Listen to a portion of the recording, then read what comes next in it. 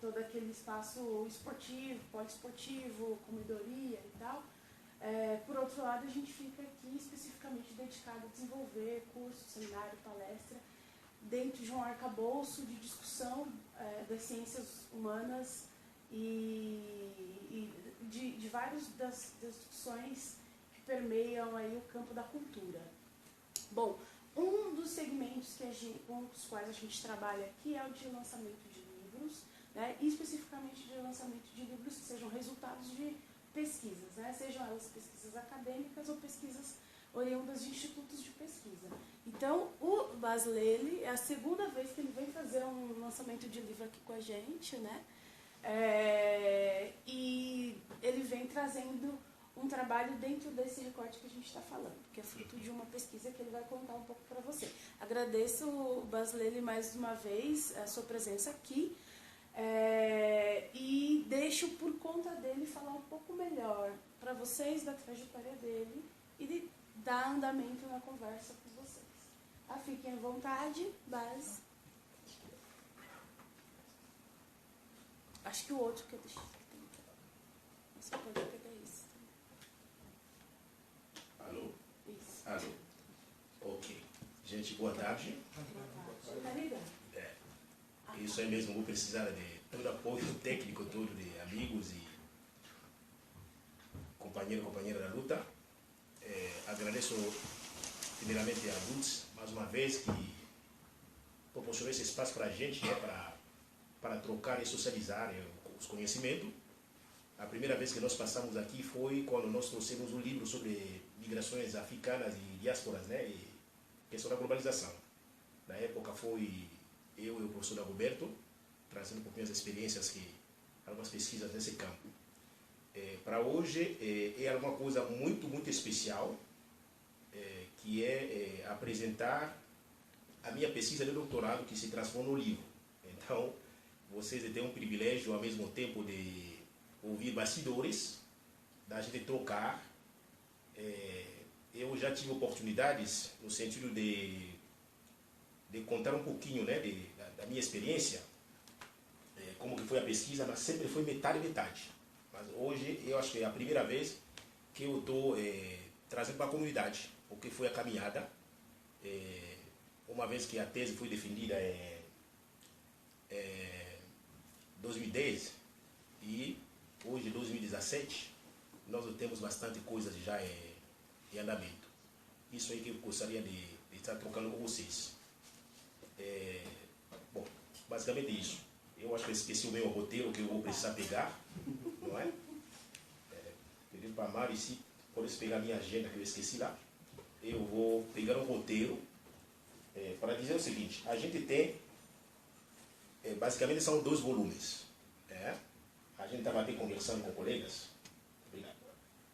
Nós estávamos conversando lá, do outro lado eu trouxe alguns exemplares, a gente fez uma tiragem estávamos com tiragem de 100, também gostaria muito de conversar, porque nesse momento eu estou com uma coleção chamada Estudos Africanos, na editora FI, onde a gente quer promover publicações, e a minha tese, acho que é o primeiro livro que vai, logo a gente vai ter outro que vai sair, que é sobre ainda migrações. O livro já está pronto, também vai sair. Então, esse quadro de editora FI também é uma questão no que a gente acredita. A produção do conhecimento, você tem que... Primeiro a gente briga com o mercado, esse é o mercado que está ali, mas a gente faz a ciência, sobretudo quem produz do ponto de vista da população negra. Nós temos outras lógicas, às vezes você tem que bater o mercado, mas a nossa série entrou dentro dessa editora porque a filosofia é mais próxima do que a gente acredita. O autor, a autora não pode aliar seu produto. Eu já tive algumas propostas de editora para publicar minha tese, mas era muito comercial, que eu disse que eu não vou entrar nisso aí. Eu quero fazer do jeito que eu quero. Da mesma forma, mesmo quando elaborei também minha tese, eu tinha que negociar com os parâmetros da produção acadêmica, a academia tem norma, mas tem um momento que a gente tem que se rebelar contra as normas da academia, mas sabendo até onde você pode, até receber o seu título. Aí quando você se torna permita de doutor, você pode pensar, coloca entre aspas, porque todo mundo pensa, né? Tem o carimbo de ser doutor, autoridade, entre aspas, em alguns assuntos que se dizem lá, né? Então, nós fazemos parte de uma epistemologia da rebeldia.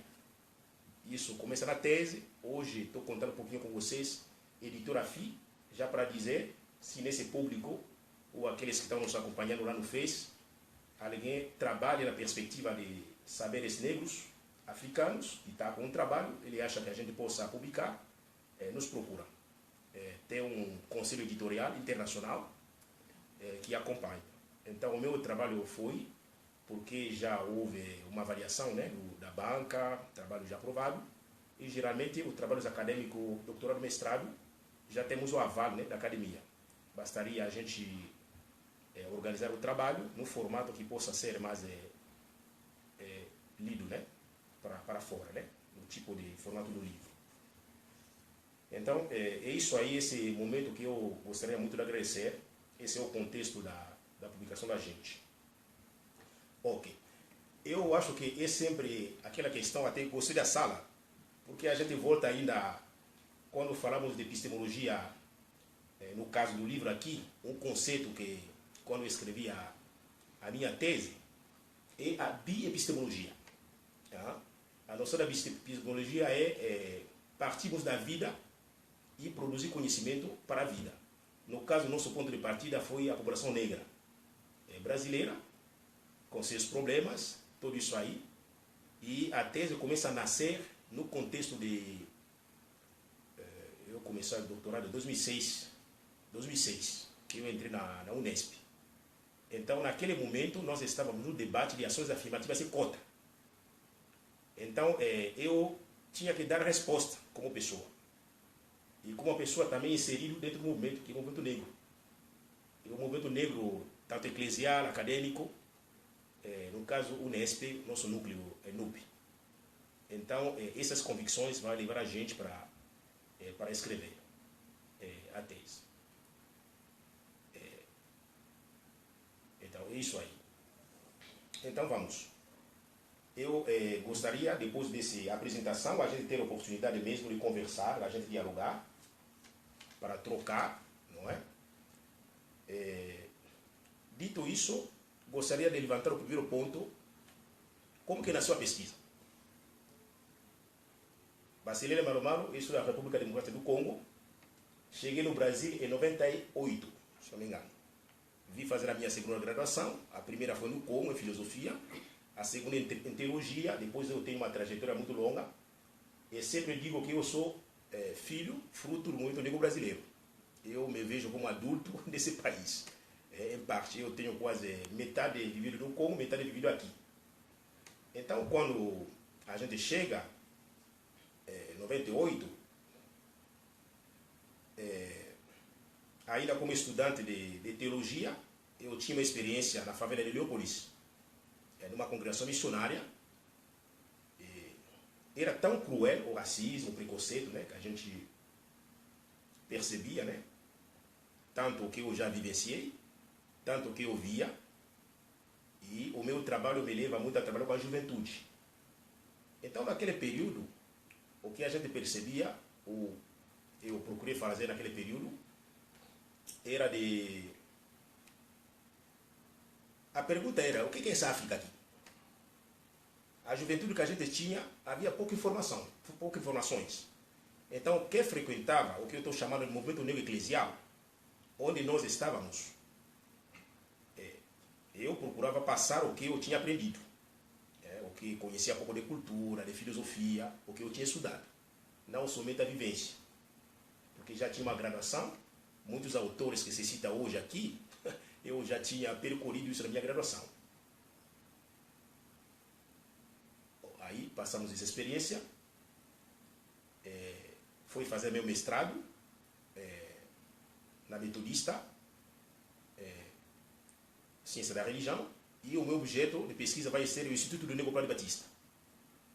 Também uma escolha proposital, para a gente entender essa bioepistemologia que eu quero colocar. Aí na graduação, em teologia, a minha tese, a minha dissertação vai ser sobre Bíblia e negritude, questão de gênero e raça, a mulher negra, né? Cântico dos Cânticos, no período. Já no mestrado, me propus a entender o Instituto Rodrigo Padre Batista, que está bem perto aqui na Praça da Sé. Qual a dinâmica no processo de recomposição de identidades? O que uma ONG híbrida poderia fazer? Híbrida porque é religioso e secular ao mesmo tempo. Bom, aí acabei aquela experiência, defendi a dissertação. Eu tive o convite de ingressar no NUPE, que é o Núcleo de Estudos Afro-Brasileiros da Unesp. Aí eu começo uma caminhada de saída do movimento negro eclesial, o que eu chamo de eclesial, no caso meu, ligado à Igreja Católica, mas até outros movimentos evangélica, protestante, acho que vocês conhecem, ou ligado a essas religiões de matriz africanas. Aí quando entrei na Unesp, comecei a acompanhar primeiro como pesquisador associado. Já o meu horizonte começou a se abrir. Naquele período, 2006. Nessa ocasião, tive a oportunidade de participar no projeto chamado São Paulo Educando pela Diferença para a Igualdade. Talvez já ouviram falar. De formação de professores. Em cima da Lei 10.639. Era um projeto que a UFSCar tinha, né? Na pessoa da professora Walter, Petronilha, o Ney Abdali. Eles conseguiram ganhar o edital, só que o projeto era gigante, tínhamos que capacitar professores aqui em São Paulo, no estado, e o núcleo dele não comportava pesquisadores e pesquisadoras. Recorreram ao nosso núcleo, que está ao lado, né, Araraquara e UFSCar, São Carlos, e nós engrenamos no projeto. De novo, tanto a minha experiência de trabalhar com a base, agora estávamos em formação de professores. As experiências são várias, né? Vou aqui selecionar para delinear a bioepistemologia.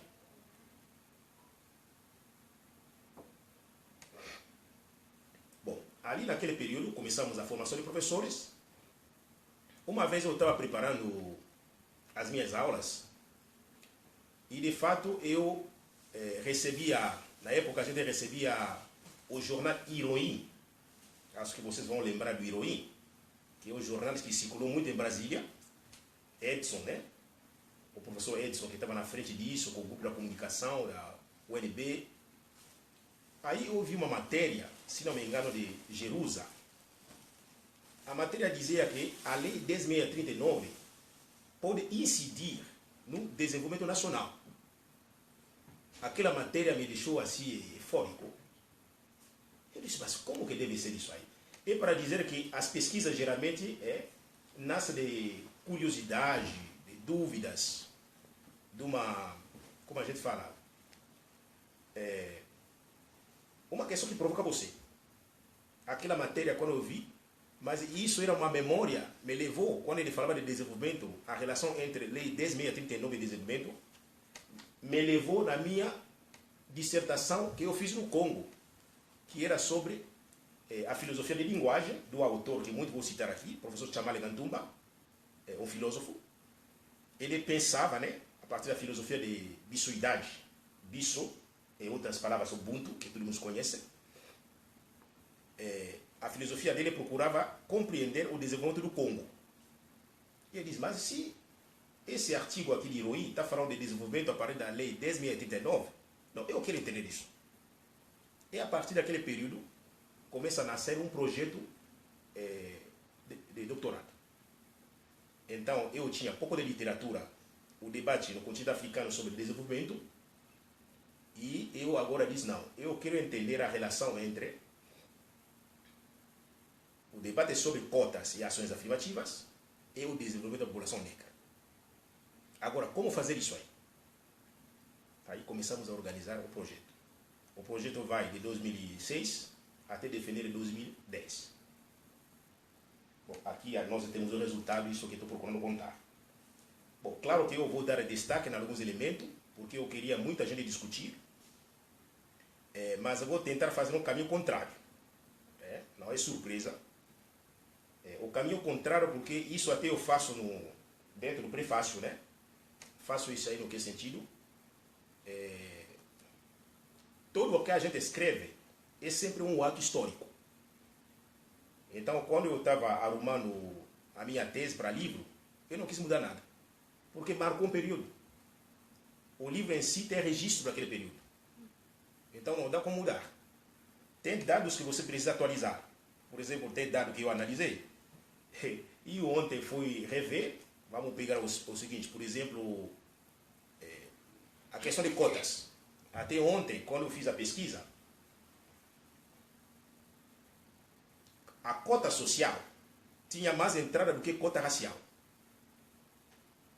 Agora, eu acabei de ler uma pesquisa de GEMA.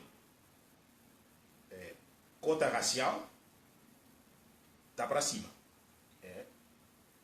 Agora, tem mais gente entrando com cota racial do que social. Essa aí a pesquisa aponta. Então, tem algumas mudanças. Que em 2010 era uma coisa, 2015, a pesquisa lá, e se a gente pegar 2017, nós temos mudanças. Mas o livro ele deixa esses marcas, são registros que vai deixar. Aí vou fazer esse caminho um pouquinho ao contrário. Esse caminho um pouquinho ao contrário. Querendo aqui apontar o que eu considero como agenda de pesquisa, pelo menos na minha maneira de olhar, alguns desafios sobre a pesquisa que envolvem sobretudo os estudos afro-brasileiros, mas eu acho que incide também nos estudos africanos, né? E no segundo momento eu vou pontuar alguns pontos que eu acho essencial dentro do livro, e aí a gente abrir para a gente conversar. Acho que esse espaço para conversar.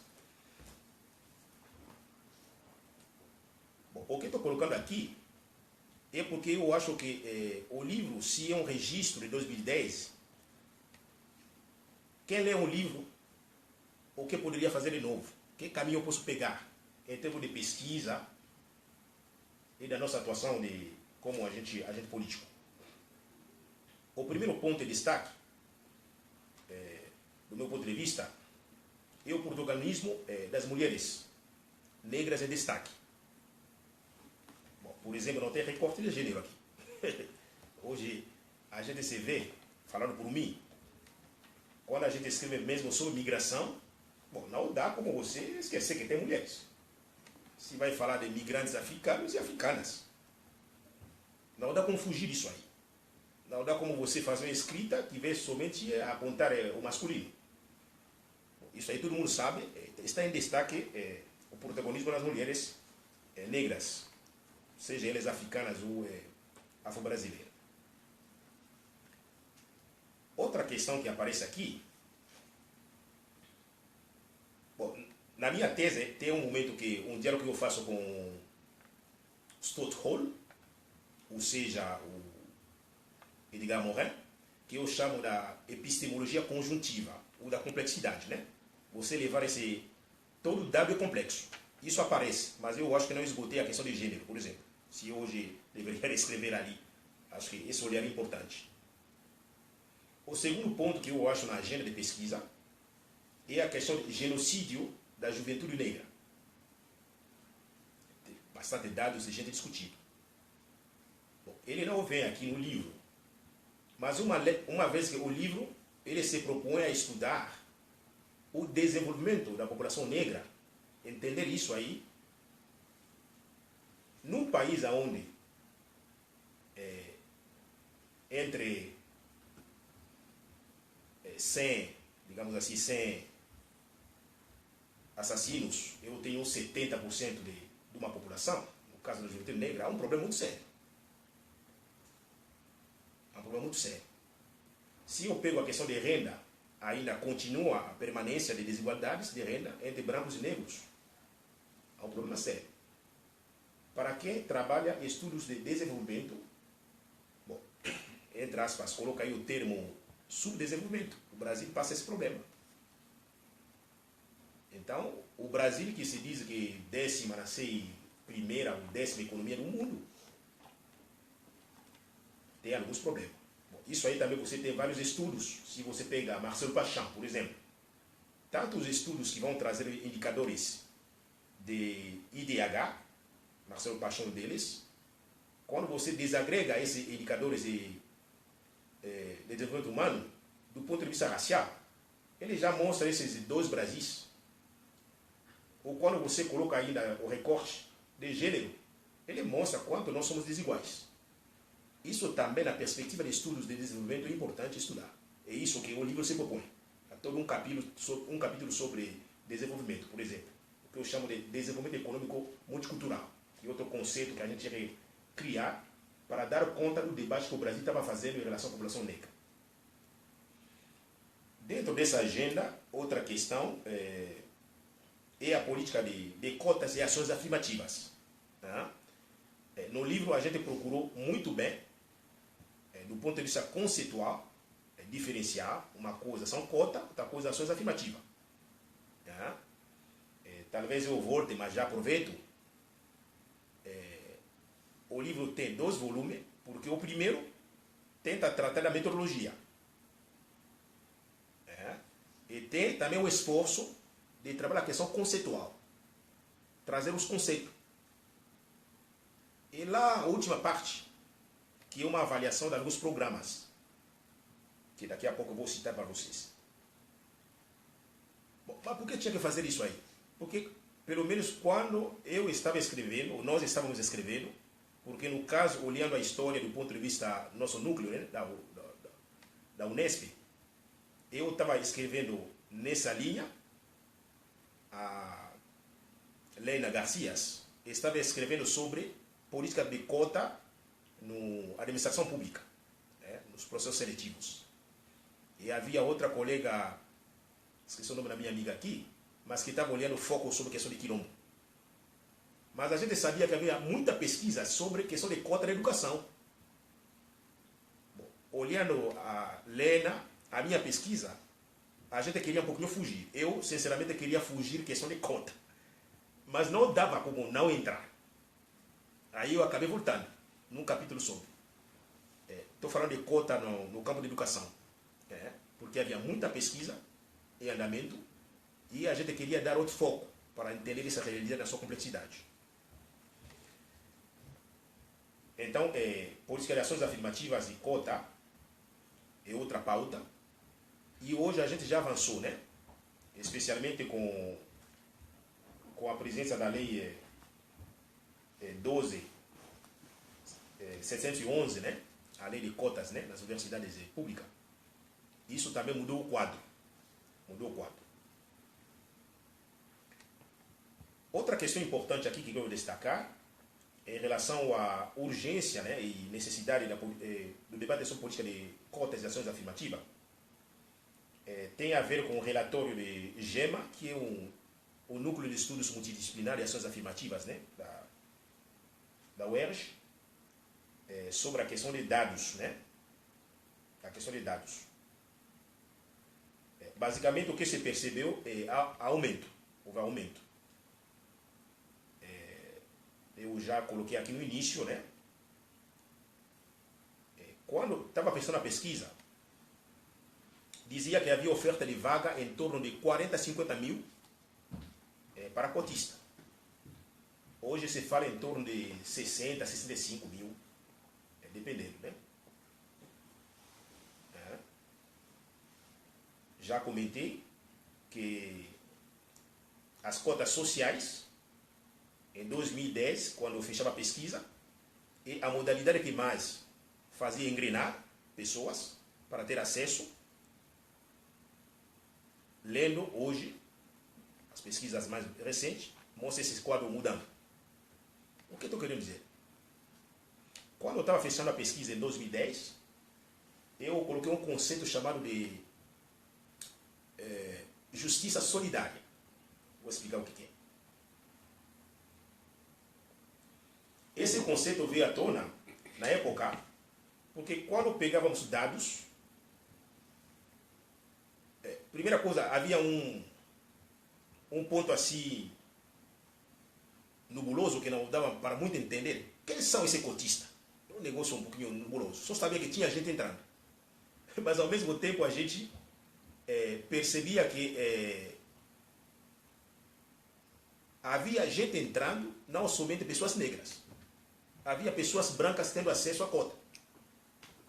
Só que a gente sabe que a história de cotas no país é a população negra que sempre brigou por cota. Quem foi na rua, fazer passeata. Agora, de onde se coloca essa justiça solidária?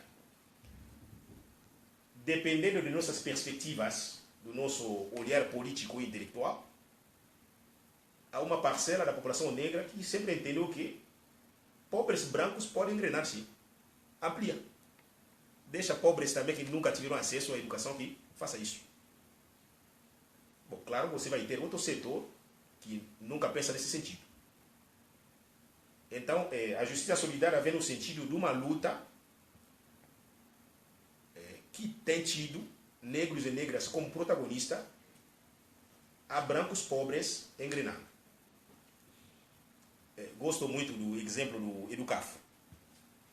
Você vai ver, vai colocar, não vou lembrar o nome completo do Educaf, né? Mas deve ter aí, como que é chamado? Bom, mas tem a proposta de ingresso, né? de atender o público de pessoas negras e carentes. Aí você pergunta, quem são esses carentes? Aí você vai ver uma ala de brancos pobres fazendo parte do Educaf. Isso voltou na pesquisa. O outro dado que está no livro, especialmente na parte de avaliação de programa, tem a ver com o ProUni. A última pesquisa que eu olhei aponta que nós temos em torno de 53% de negros e negras beneficiados e beneficiadas pelo ProUni. Quando eu estava fechando a pesquisa, a gente pode voltar a ver os quadros. Houve, por exemplo, né, no primeiro período, quando o ProUni foi no ar, eu tinha 50%. Brancos, negros, procurando. E houve um período, no segundo ano, aí caiu uma diferença de 1 ponto. Tinha mais branco procurando do que negro.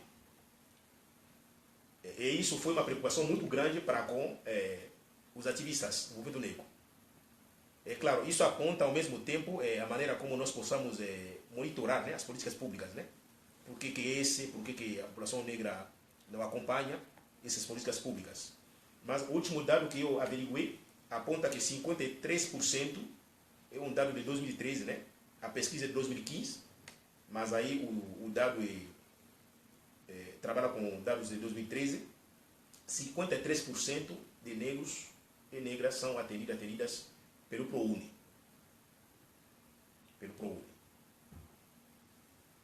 Bom, esse dado diz muito, que eu vou pegar no último ponto que eu estou levantando aqui sobre a nova agenda aqui. Outra questão que a gente precisa debater é a questão da persistência de desigualdades entre negros e brancos. Isso aí não mudou, acho que o quadro atual, política e econômica ainda piora a situação. Isso aí é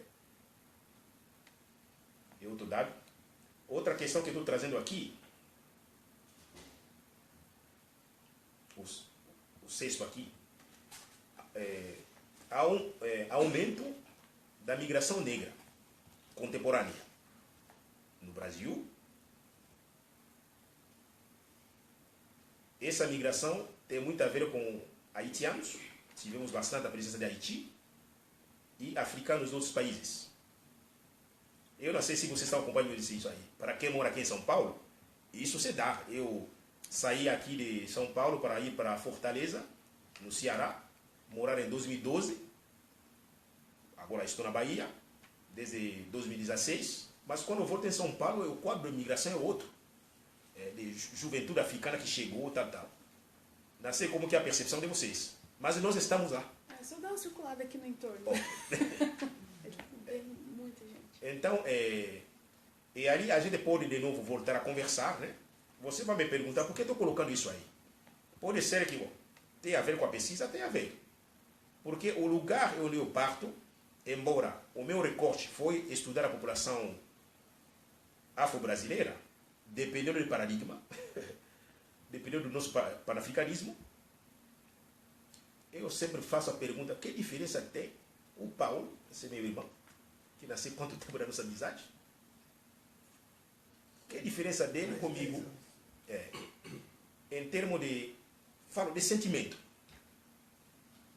Ou talvez o Paul Gilroy vai falar que o debate dele é sobre território, né? Quem cria Estado-nação, aí não se divide. Mas os avós dele, os meus, não tem a mesma origem? A algum lugar. Essa é a discussão que eu levo hoje. Eu não sei se o fato de você morar 20 anos num lugar, você começa a perguntar que território eu tenho, pode ser. Mas é um sentimento que eu carrego desde que cheguei no Brasil em 98. E quando eu estou no Recôncavo Baiano, aí tem outro dado, né? Eu nasci também, posso viajar. Me parece que Bahia, Salvador, é o lugar que eu não me encontro. Isso sempre foi desde que eu cheguei em 98, quando eu passava lá, passava na cidade, hoje eu moro lá, eu parece que estou em casa. Pela presença da população negra, que é enorme. Bom, mas agora são essas questões aí. Temos uma presença africana aqui, seja de haitianos, seja de outros que são africanos, e nós aqui estamos. E a gente ainda pode problematizar quando o Estado brasileiro facilmente dá cidadania para um português, uma portuguesa, muito rápido. E para a gente? Só porque Portugal colonizou o Brasil, nasceu o quê? E a gente? Que vem de Nigéria, vem do Benin, vem do Congo, vem de Moçambique, vem de Angola. A nossa cidadania não pode ser tão rápida, não? Bom, mas tem uma parte, sobretudo quando começamos a construir o quadro teórico, o nosso olhar do panafricanismo, bebe com Diop, com alguns autores, né? Que essa é a visão que nós temos. Nós temos uma visão que há uma conexão dessas diásporas, nós negros que estamos circulando no mundo, que a gente pode isso aproveitar muito, muito bem. Mas agora veja só, não aparece aqui, acho que outras escritas que a gente vem fazendo hoje, né? A maneira como o racismo incide em corpos negros, o negro brasileiro e esse que é nigeriano, congolês.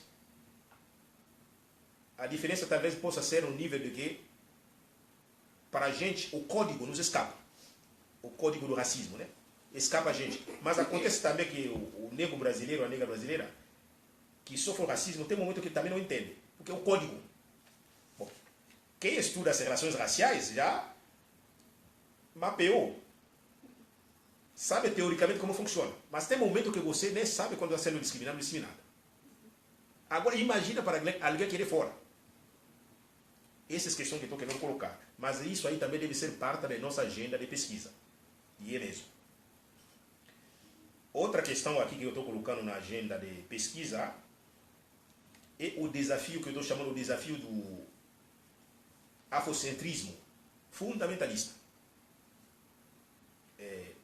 versus branquitude crítica. Certo? Claro, eu gosto de provocar. A gente pode aqui podemos discutir. Porque está muito claro, no meu primeiro quadro, eu alego o panafricanismo. Aí a pergunta é, qual é o seu panafricanismo, qual é o meu? Quando nós temos na pauta isso da branquitude, que vai apontar a complexidade dessa branquitude, como a gente lida com isso? Bom, claro que a Ana, que está prestigiando a gente aqui, não tinha muito entrado intensamente ainda na branquitude, quando eu estava escrevendo. Talvez eu cito o Cida Bento, outras pessoas, talvez cito você, o Lourenço, aqui. Mas eu ainda não estava muito lendo ainda esses estudos da branquitude.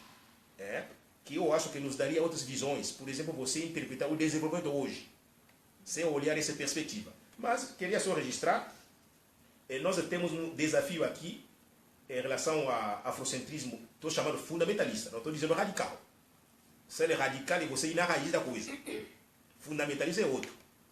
Quando você é fundamentalista, você nem dá direito a conversar com o outro, nem dialogar.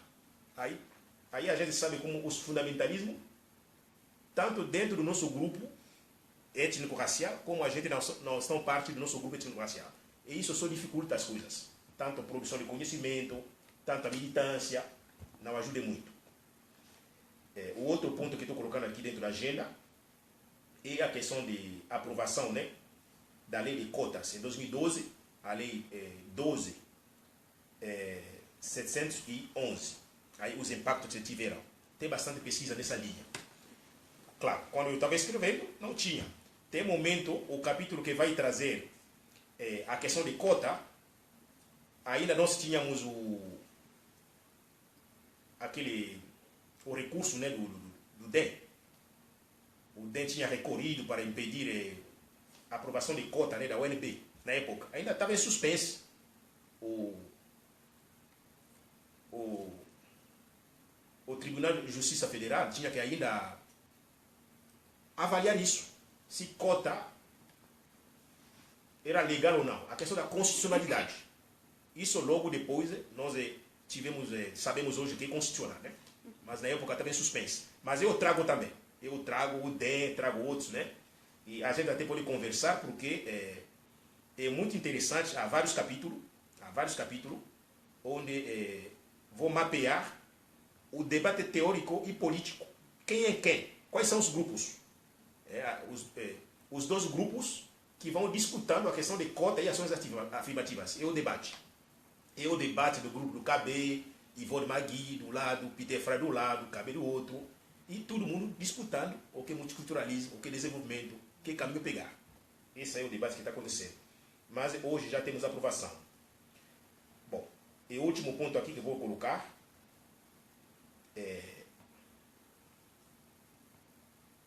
quando nós estávamos, eu estava fechando os dados, estava bem recente a pesquisa de IBGE sobre a população negra. Aí você falava, população negra mais ou menos 50%, 51%. Hoje tem dado apontando 55%. Eu ouvi quase, fiquei assustado. Já andei ouvindo nas palestras, mas não tinha ainda recorrido aos dados. Aí tenho dados aqui do... Isso apurei isso no... Acho que GEMA. GEMA, apurei esses dados. Bom, mas o que a gente tem percebido? O debate sobre cotas, que já inicia há muito tempo, tem tido impacto sobre a nossa percepção como pessoas, como gente. Então, na tese, eu aponto o caminho e digo o seguinte: movimento negro, acadêmico ou da sociedade civil, entra de uma forma desigual no debate. Aí a gente trabalha com a esfera pública, trazendo Habermas e outros. Uma esfera pública existente no Brasil que é muito desigual, tanto no acesso a lugares para você debater, e a nossa mídia, que quando vai chamar a gente para debater problemas sobre a população negra, negros e negras quando aparecem. Ele traz outras pessoas. Então, a população negra tem tido dificuldade a passar a sua opinião. E a mídia ali só passa uma linha. Mesmo assim, você percebeu aumento dessa população. Não é porque as pessoas negras estavam nascendo muitas crianças negras. Não é porque as pessoas estavam namorando, estavam nascendo crianças. Não.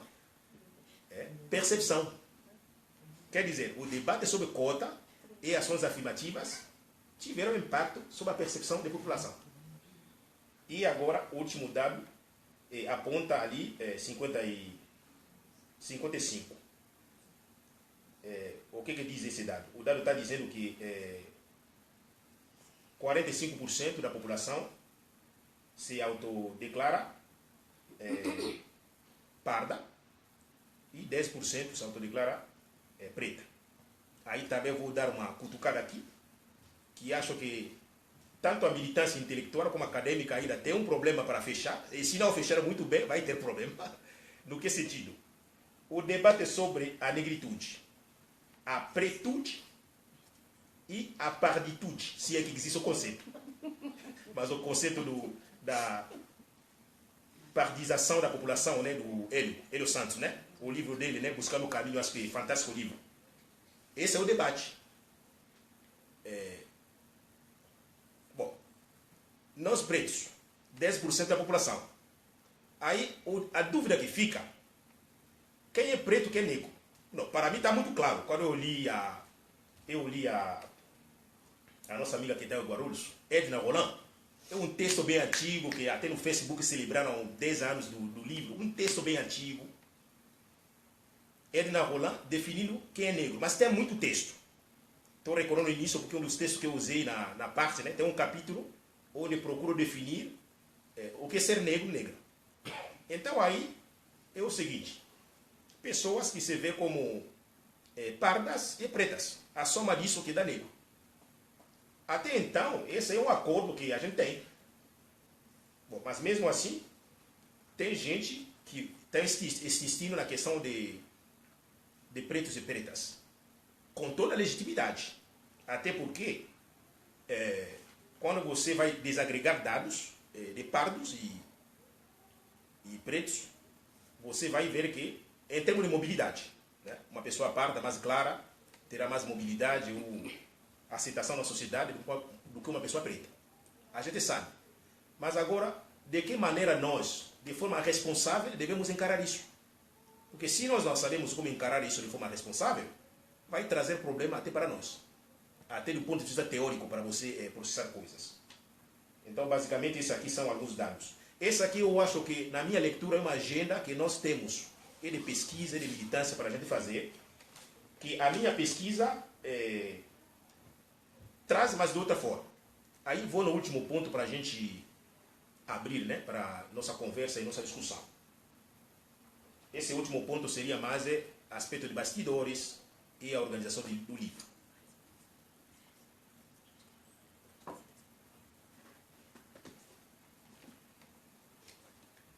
Já adiantei aqui que nós temos 2 volumes. O primeiro volume vai se ligar muito na questão de metodologia. É um capítulo de metodologia.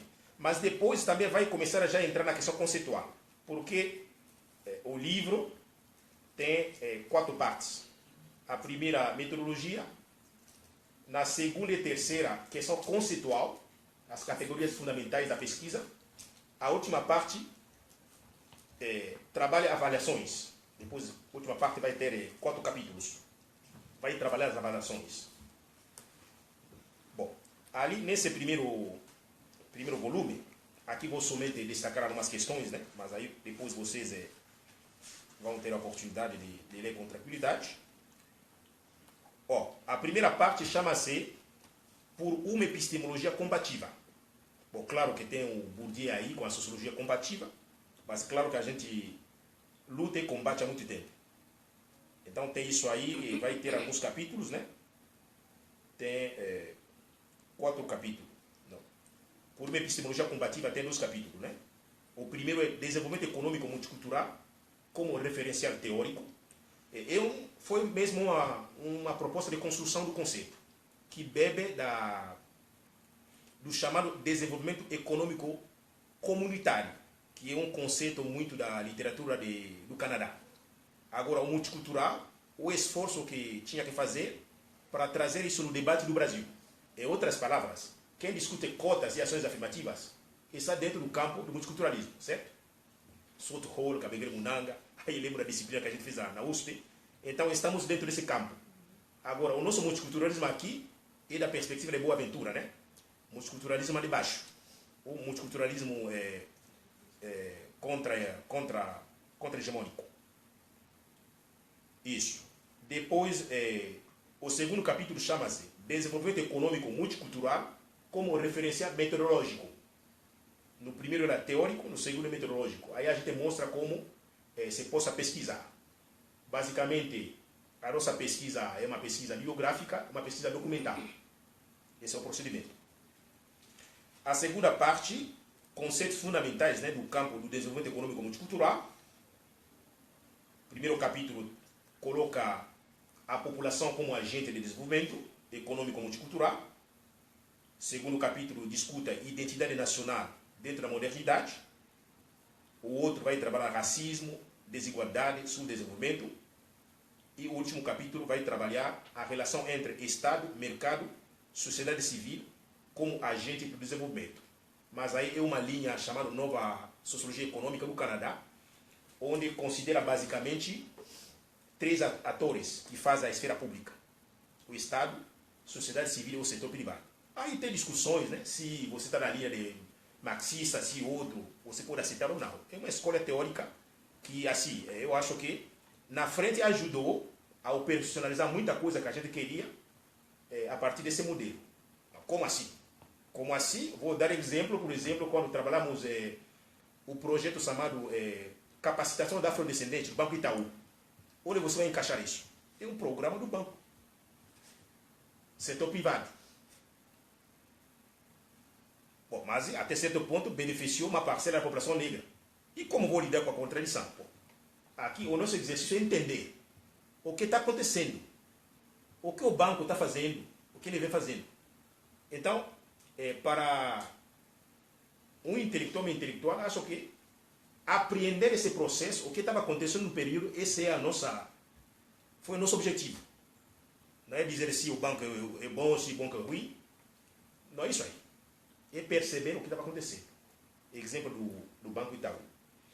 Aí, no segundo volume, o que a gente vai ter? O segundo volume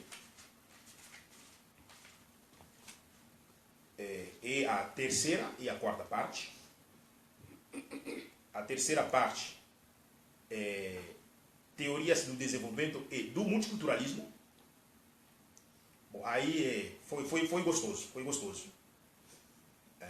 Primeiro capítulo, Gênese e o uso do conceito de desenvolvimento. Uma viagem que foi muito boa.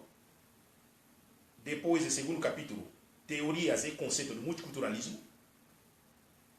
Bom, a partir desses dois, temos uma proposta, né, no terceiro capítulo, chamada de políticas públicas do desenvolvimento econômico multicultural. Quando eu estava escrevendo, pouca publicação sobre políticas públicas em torno de raça. Havia pouca publicação. Hoje, se você olhar em todo canto, você tem. Havia pouca publicação. Aí a gente tinha que fazer esforço para entender isso aí. Tudo isso aí porque todo mundo sempre falava que as ações afirmativas em cotas são política pública. Mas se são, qual é o conceito? Conceitualmente, como isso se dá? E aí a gente procurou para entender.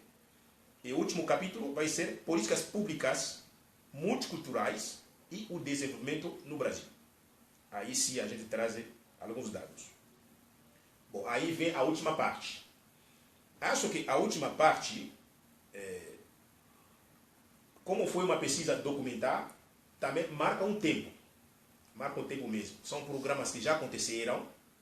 Hoje estão acontecendo coisas novas. Você pode até tirar todo esse parte aqui. O livro permanece em termos de teoria lá na frente. Mas aqui, para quem quer entender a história como foi, aí o livro vai servir.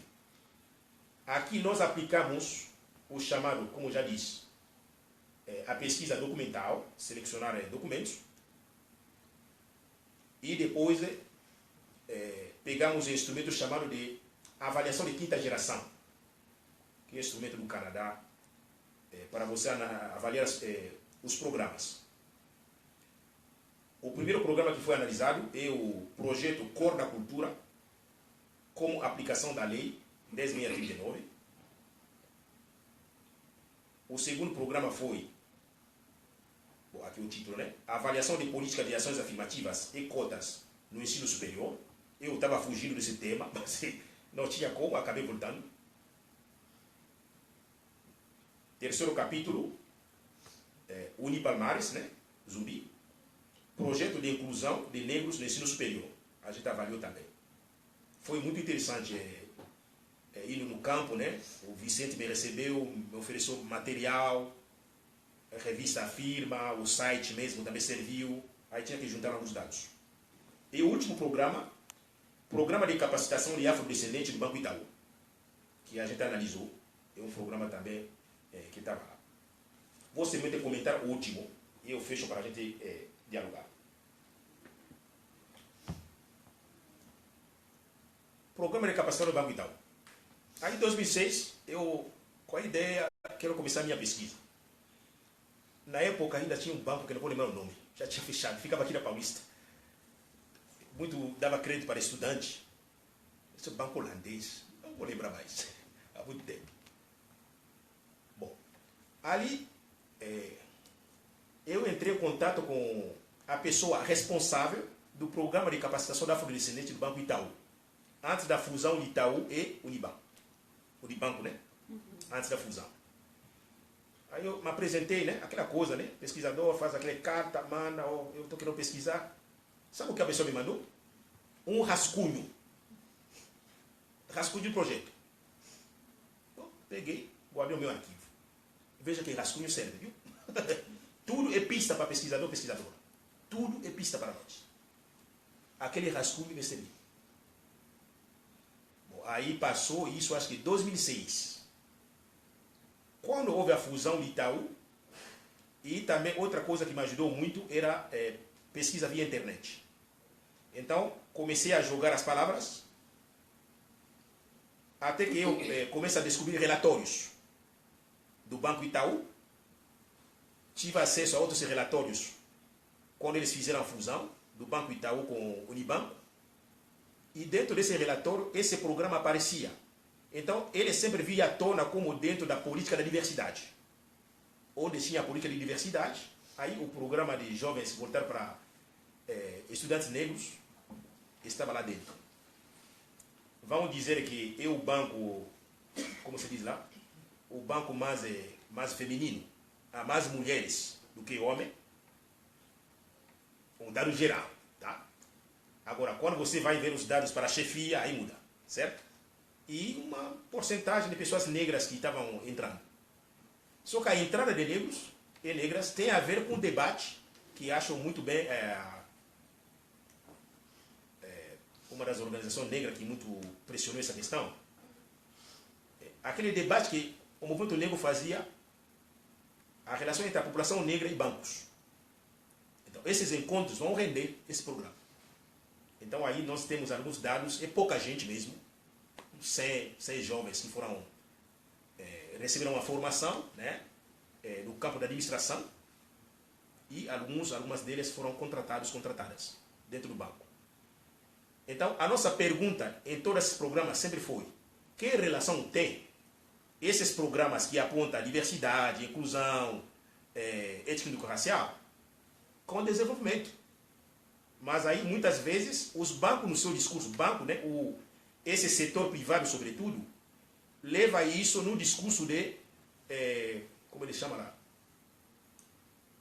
Social, responsabilidade social. Responsabilidade social é o discurso que geralmente o setor privado tem para delinear as políticas de inclusão.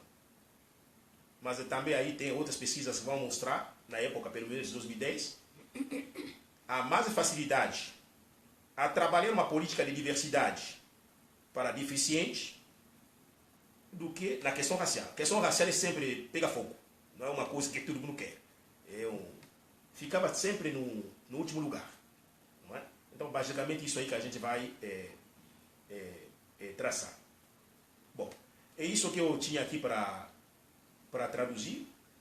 Para aqueles que gostariam de adquirir a obra, a gente trouxe alguns 20 lá. A gente sabe também que não trouxe dinheiro, quer pagar depois também, a gente, sem problema, pegar o livro para ler com tranquilidade, sobretudo para quem pesquisa essa questão de ações afirmativas no desenvolvimento da população negra. Isso aí é o que eu tenho a dizer e estou à disposição aqui para a gente tocar e conversar. Obrigado.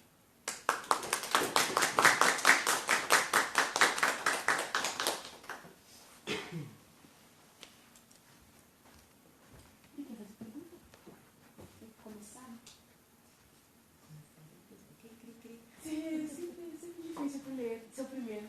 Eu. Alguém tem que começar com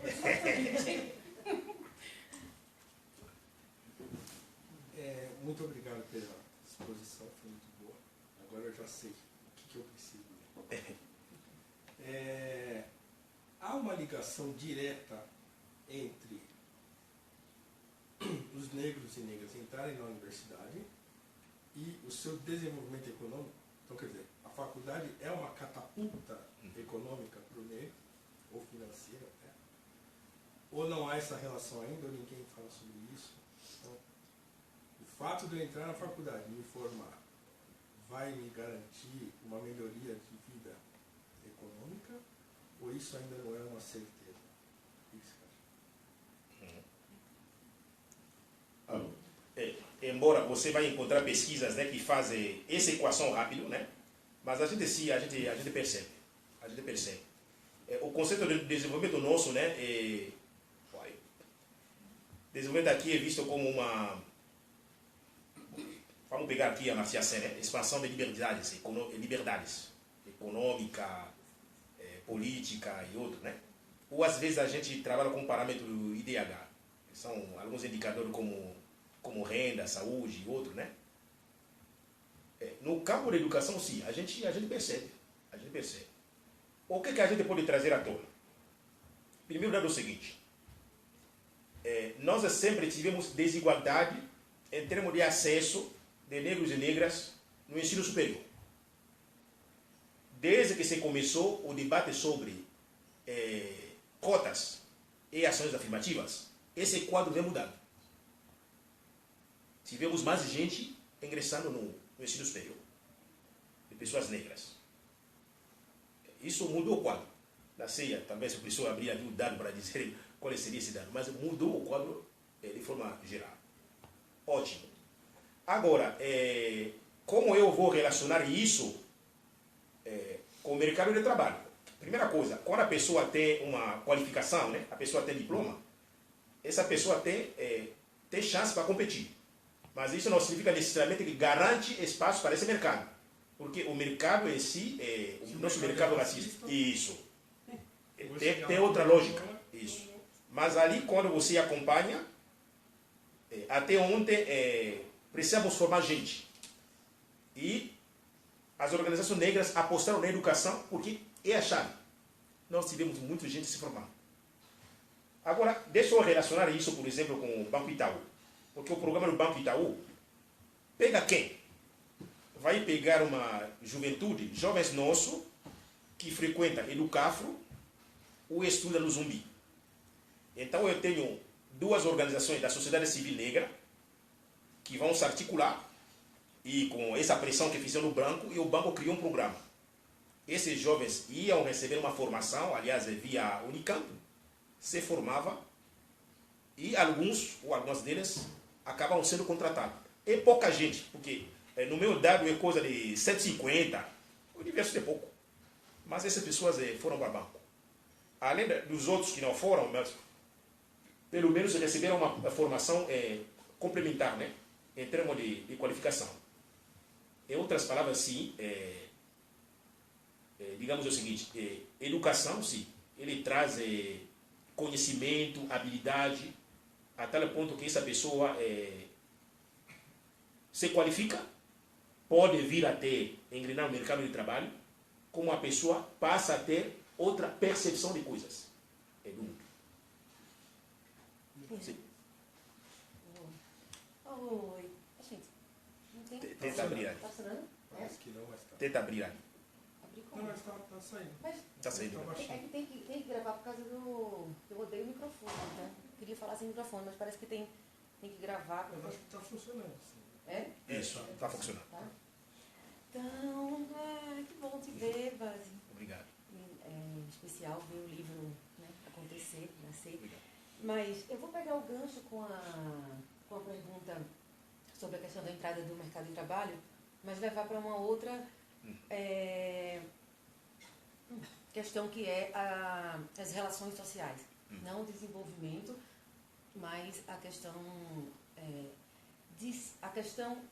de uma reflexão, inclusive dentro do que você colocou, né, da questão da branquitude, se as ações afirmativas, ao realmente repensar um pouco o equilíbrio da promoção da igualdade racial, né, consegue, né, com a entrada de mais pessoas negras na universidade, consegue fazer com que as relações sociais e de afeto caminhem para o combate ao racismo. Porque depois a gente foi vendo, né, assim, no desenvolver minha pesquisa e a gente, né, porque foi muito coletiva, que a gente tem esse acesso realmente real, maior, da população negra à universidade, mas se isso não for junto com uma política crítica à branquitude, você tem uma reação, né, da população branca que de uma certa forma acha que é dona desse espaço do ensino superior, muito negativa. Né? O que aconteceu inclusive na Unicamp, com banheiros riscados. Né? Então é uma observação, reflexão que eu faço, né, nesse sentido de como pensar desenvolvimento também a partir dessa, vamos usar a palavra, mas essa reforma, dessa reconstrução, reforma é muito complicada, mas essa reconstrução socioafetiva mesmo das pessoas, já que na realidade esses encontros vão acontecer mais, porque realmente você tem aí uma mudança de capital social, capital cultural, e esses encontros estão se dando mais. Como é que a gente faz para eles se darem no sentido de combate ao racismo? Eu estou pleno acordo, porque ali vai aparecer aqui, em termos de política pública em si no Brasil, política pública, as contradições. E ainda quando nós colocamos o conceito de desenvolvimento econômico multicultural, esse multicultural é para lidar com a sociabilidade. É para lidar com a sociabilidade. Porque são variações em muitos campos. Bom, escutei uma história, acho que a história não entrou no livro, mas de algumas pessoas que aproveitaram esse programa do Banco Itaú, me contaram o que ouvia de alguns colegas, né, que era chefe já, gente que trabalhava, não acreditando no programa, dizendo o que essa gente vem fazendo aqui. Quer dizer, você está implementando um programa onde você nem preparou o campo, né? Você nem preparou o campo. Aí as pessoas sofriam racismo, preconceito. Outra coisa que nos interessava são outros dados que vieram via o ERJ. Mas ele tem a ver, um relatório, outro relatório, né? Mas esse relatório escutou professores, alunos, sobre a presença de alunos e alunas cotistas. Qual é o impacto? O que se percebeu? Uma reação da parte de uma parcela da população brasileira branca, reacionária. Mas dificilmente você vê isso ao lado de negros e negras cotistas. Tomar uma atitude agressiva ou de preconceituosa, né? Bom, isso aí a gente verifica bem porque esse grupo que reage, porque você está sacudindo a partir de seus privilégios. Você começa a questionar. Começa a entrar gente novas. Isso aí é um relatório que nós tivemos acesso. O relatório apontava nesse sentido. Não do lado de os jovens que vêm beneficiando, mas há uma parcela de gente racista, preconceituosa, que não vai querer isso acontecer. Tem outro dado. Projeto Cor da Cultura. Trabalhamos também com a avaliação desse programa. O que apontava? A resistência, o projeto de Cor da Cultura foi a formação de professores em alguns estados do Brasil sobre a Lei 10.639. Bahia entrou, outros lugares. A resistência aparecia muito do lado de alguns professores, professora, evangélico. Havia uma resistência. Porque achava que todo o debate sobre a cultura e história africana e afro-brasileira, ele está lidando com a questão da religião. Mesmo se fosse. Poderia ser religião. Mas só que as pessoas já vão com preconceito, com seu racismo, que tudo o que tem a ver com religiões africanas é coisa do diabo, tá. Aí o meu texto sobre macumbização e macumba, né? Outra discussão que a gente faz hoje. Isso tem, está posto aí. Então, isso significa o quê? Lidar com política pública, você está lidando com... está mexendo com privilégio para algumas pessoas. E não é fácil as pessoas abrir a mão dos privilégios. Quem faz discussão sobre política pública vê isso em termos de disputa de recursos escassos. Eles levam nesse sentido aí, um discurso mais na ciência política, né? de recursos limitados, todo mundo disputando. Mas sim, quando você estabelece política pública, há disputa. E isso aparece dessa maneira. Bom, pelo menos no que nós apuramos. No que a gente apurou, alguns programas que eu estou citando aqui, a gente viu. Mas agora a gente poderia falar aqui de experiência longa, o que a gente vivencia hoje. Eu estou na universidade chamada Universidade de Integração Internacional da Lusofonia Afro-Brasileira. Atrito que se dá entre estudantes africanos, africanas, brasileiros, negros e negras, brancos e brancas. A tensão é maior no Ceará. Na Bahia também tem, de vez em quando. Mas a gente consegue facilmente fazer alguns processos educativos no contexto da Bahia do que no Ceará. Porque o racismo se apresenta de maneira muito diferente. Mas você vai ter que lidar com isso todo o tempo. Você está lidando com diferença todo o tempo, vai ter que lidar. De forma responsável, e quando eu preciso punir quem deve ser punido, porque ato de racismo para a gente aceitar é complicado, é tomar atitude. É isso aí mesmo. Há essa tensão. É tensão.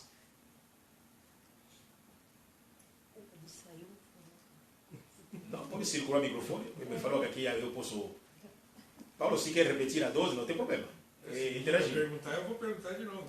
Pode, fica à vontade. Diálogo.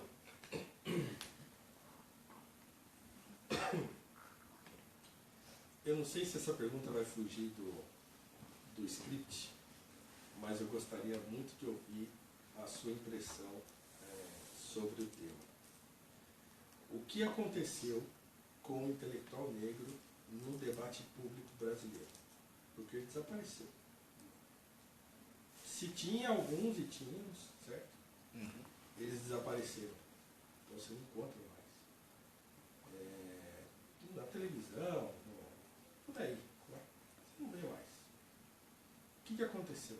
Então houve um recrudescimento do racismo, e aí eles não são mais convidados, ou eles se encastelaram na academia e não conseguem dialogar com o público em geral. Você pega um Abdias, um homem público, né, de fala pública, mas quando você chega no debate, você vai falar epistemologia. Ninguém vai entender isso aí. O povo não entende esse negócio. Então, onde eles foram parar? Por que eles desapareceram? Essa é a pergunta. Vamos lá, para debater. Né? Eu acho que não. O quadro que a gente está passando no país, olha, é difícil. O quadro atual. Talvez eu nasci, somente quem viveu 64, sabe? Talvez tem parâmetro, né? Eu cheguei em 98, esse é o parâmetro que eu tenho. O quadro atual é um quadro muito difícil para o país. Mas, ao mesmo tempo, o que eu tenho percebido, as pessoas estão se articulando. Seja negros de direita, seja de esquerda, né? Estão se articulando. Na universidade onde eu estou, falar Bahia, né? A gente se articula muito. Aqui, acho que ainda as organizações sociais, né? Movimentos negros, organizações que compõem o movimento negro, têm se encontrado para discutir, para traçar o quadro. Talvez ainda não tem visibilidade, mas tem. Porque o quadro atual exige isso para fazer.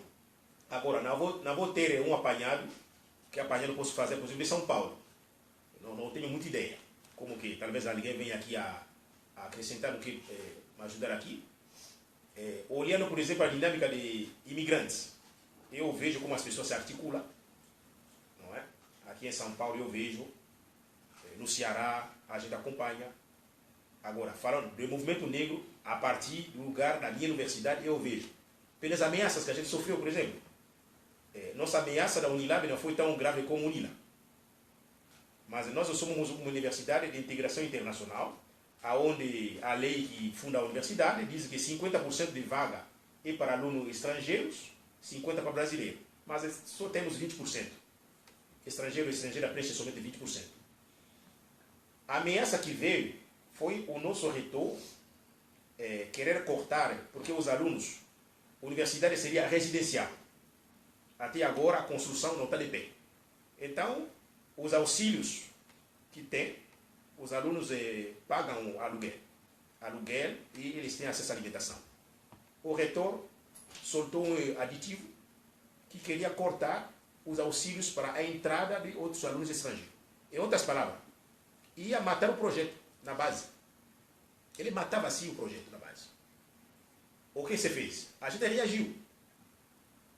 Se mobilizou, reagiu e conseguimos, ele recuou. Eu acho que ele entendeu.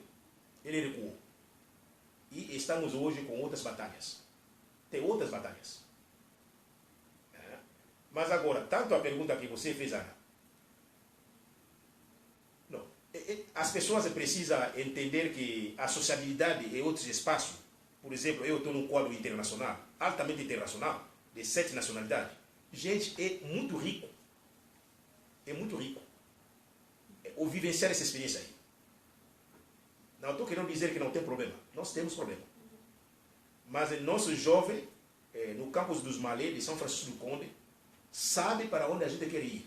Em termos do currículo da universidade, em termos de proposta. E todo mundo vai defender. De vez em quando tem atrito entre jovens, entre professor ou outro, mas sempre procura resolver, porque problema onde tem seres humanos vai ter. Mas a gente sabe para onde a gente vai. E essa experiência, muita gente não está sabendo o que está acontecendo. Aí o outro debate assim, por que multiculturalismo tal? Mas o Brasil é um país que nasce do ponto de vista da diversidade. O Brasil é multicultural desde que é Brasil. Só que é um multiculturalismo mal trabalhado. É um multiculturalismo colonial. Tem alguns conceitos aqui. Um multiculturalismo colonial do que emancipatório. Atrelado na visão de democracia racial e tal. Onde a branquitude pega um peso maior, não consegue contemplar outras vivências indígenas, africanas. Então não consigo potencializar o que nós temos no país. Então é a partir desses lugares, eu olhando, eu vejo as pessoas se movimentando. E tem pessoas negras se posicionando sim. Em todo momento que houve, né? A crise que passou, tem gente que escreveu, tal. E talvez estão esperando o momento certo para se manifestar. Essa seria a minha leitura. Posso colocar uma coisa também junto? Sim, vamos. Quando você fez a pergunta, eu fiquei pensando, porque eu acho que talvez, sei lá, achei, né? Eu esteja falando não só da universidade, mas... Eu não estou falando, eu queria excluir a universidade. Exato, você está falando do lugar público como a mídia, como a política, por exemplo, né? Ao citar Dias de Nascimento, está pensando nesse lugar que inclusive foi, na época das ações afirmativas, o Paim. Sim. Né? O Paim também teve essa... Então, não dá para comparar o Paim e a Valdir Dias. Não estou comparando. Mas termos intelectuais, assim? Sim. Mas assim, a ideia é, o que eu entendi da sua pergunta, é esses outros campos, né? Não esse conflito e tensão na universidade. Sim. Mas minha opinião é que, na realidade, o que a gente tem hoje são intelectuais negras. Eu acho que hoje há uma fala, saindo da universidade, você tem uma fala das mulheres negras. Você tem a Djamila, você tem, por exemplo, esses programas, pensando programas, né? Avon, Natura, você tem esse lugar que sai da universidade, mas que sai da educação também, sai das escolas, porque na escola acho que ainda tem muito por causa da lei, mas esses lugares mais empresa e mídia, o que eu acho que poderia ser pensado hoje é que, na realidade, dentro do que o Basilelli apontou do primeiro ponto, que é a questão da intelectual negra, né, o debate hoje está posto muito na percepção da questão da mulher negra. Eu acho que a gente tem mulheres negras que estão à frente dessa militância, com a intelectualidade e com o debate público. Minha opinião, assim, eu acho que não são mais os grandes intelectuais homens, mas a gente está aí vivendo uma era das grandes intelectuais mulheres. É minha opinião. A voz de mulheres negras está em destaque, né? Eu coloquei isso aí, talvez não vou ter uma avaliação aprofundada sobre a questão, mas está lá, como a Ana está colocando, a tal ponto que muitas das pessoas já citaram, olhando do outro lado, esse Brasil que quase está dividido, né? Aquele direita, aquele esquerda, a gente sabe as divisões, mas essas pessoas circulam. Mas agora, a mídia nunca nos tem dado o espaço, né? Pessoas negras, somos poucas. A nossa representatividade na mídia é pouca. Bom, mas agora, não é somente a mídia que faz espaço público. Se nós vamos lá, tanto o Senado, tanto a Câmara de Deputados, as agendas que estão lá, você deve ver quem fala em nome de pessoas negras? É pouca gente que vai levar esse discurso, mas é pouca gente. Mas tem gente fazendo. Gente se posicionando. Pode ser uma voz isolada, mas as pessoas se posicionam. E a rua, né? A dinâmica de rua, tal. Houve marcha de mulheres negras, outras, acontecendo. Bom, mas isso é o quadro, pelo menos do meu ponto de vista. Mas as pessoas, sim, continuam pensando, atuando.